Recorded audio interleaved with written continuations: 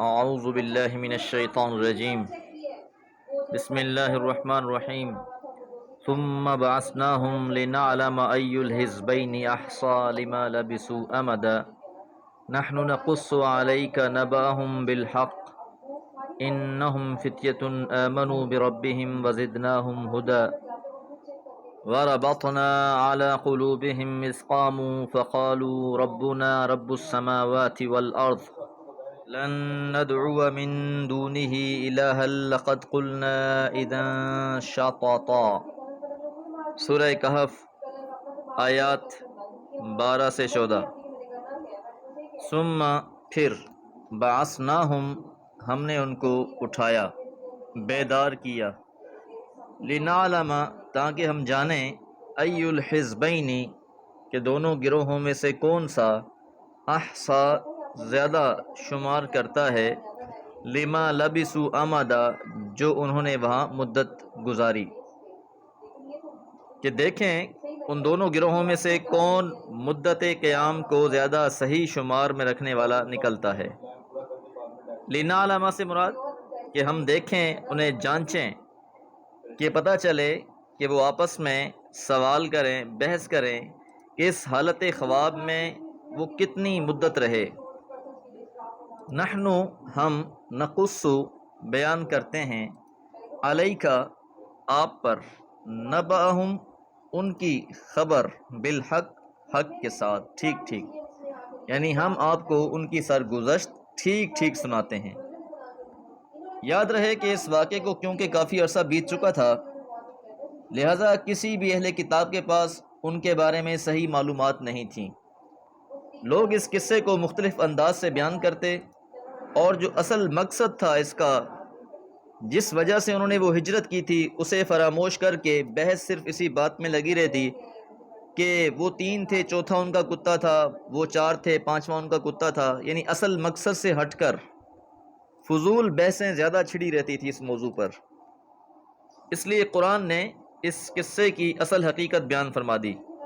انہم بلا شبہ وہ، فتیتن کچھ نوجوان تھے، آمنو ایمان لائے، بربہم اپنے رب پر، وزدناہم اور ہم نے ان کو بڑھا دیا، ہدا ہدایت کے اعتبار سے، یعنی ہم نے ان کی ہدایت میں مزید افزوئی عطا فرمائی۔ یہ چند نوجوان تھے جو اپنے رب پر ایمان لائے اور انہوں نے اپنے ایمان کی نگہداشت کی، جس کی برکت سے اللہ تعالیٰ نے ان کی ہدایت میں مزید اضافہ کر دیا، ایمان مزید بڑھ گیا۔ اس افزوئی کا ظہور اس شکل میں ہوا کہ وربطنا علی قلوبہم، وربطنا اور ہم نے مضبوط کر دیا، رابطہ یربط باندھنے کو بھی کہتے ہیں، علی قلوبہم ان کے دلوں کو، کہ ہم نے ان کے دلوں کو مضبوط کر دیا، وہ استقامت اختیار کرنے والے ہو گئے۔ ربط اللہ علی قلبہ کے معنی ہوں گے اللہ نے ان کے دل کو قوت اور عزیمت عطا فرمائی، اور یہ ایمان کا ایک بہت اعلیٰ مقام ہے کہ جب کوئی انسان اللہ کی ذات کے علاوہ کسی سے خوف نہیں کھاتا اور حق بات کو من و عن بیان کر دیتا ہے۔ اذ قاموا جب وہ اٹھے، فقالوا پس انہوں نے کہا، ربنا ہمارا رب، رب السماواتی آسمانوں کا رب ہے، والارض اور زمین کا رب ہے، لن ندعو ہم ہرگز نہیں پکاریں گے، من دونہ اس اللہ کے سوا، الہن کسی کو معبود۔ یاد رہے کہ حالات بہت سخت تھے، کلمہ حق کی دعوت دینا بڑا جان جوخم میں ڈالنے والی بات تھی۔ اللہ تعالیٰ نے ان نوجوانوں کے ایمان میں برکت دی، جس کا اثر یہ ہوا کہ یہ صرف اپنے ہی ایمان پر قانع ہو کر گھروں میں بیٹھ نہیں رہے، بلکہ ہر قسم کے خطرات سے بے پرواہ ہو کر دعوت توحید کے لیے کھڑے ہو گئے۔ اللہ تعالیٰ نے اپنی سنت کے مطابق ان کے دلوں کو قوت اور عزیمت بخشی، اور انہوں نے اپنی قوم کے سامنے عام منادی کر دیا، اعلان کر دیا کہ ہمارا رب تو صرف وہی ہے جو آسمانوں اور زمین کا رب ہے۔ یاد رہے کہ ساری کی ساری قوم اور بادشاہ سب کے سب مشرک تھے، اللہ کے غیروں کی پرستش اور پوجا کرتے تھے، لہٰذا ان لوگوں نے اس بات کا اعلان کر دیا کہ ہم اللہ کے سوا کسی کو رب نہیں مانیں گے۔ اور اگر ہم نے کسی کو رب مانا لقد قلنا اذن شططا، تب تو ہم یقیناً بہت ہٹی ہوئی بات کہیں گے، یعنی ہم اصل بات سے ہٹ جائیں گے۔ ساتھ ہی قوم کو چیلنج کر دیا، ہؤلاء قومنا، یہ جو ہماری قوم ہے، اتخذوا من دونہ آلہہ، اتخذوا انہوں نے بنا رکھے ہیں، من دونہ اس اللہ کے سوا، آلہہ معبود۔ قوم سے مراد یہاں رقیم کے لوگ ہیں۔ تو ان لوگوں نے، ان حق پرست نوجوانوں نے اپنی پوری قوم کے سامنے ایک چیلنج پیش کیا۔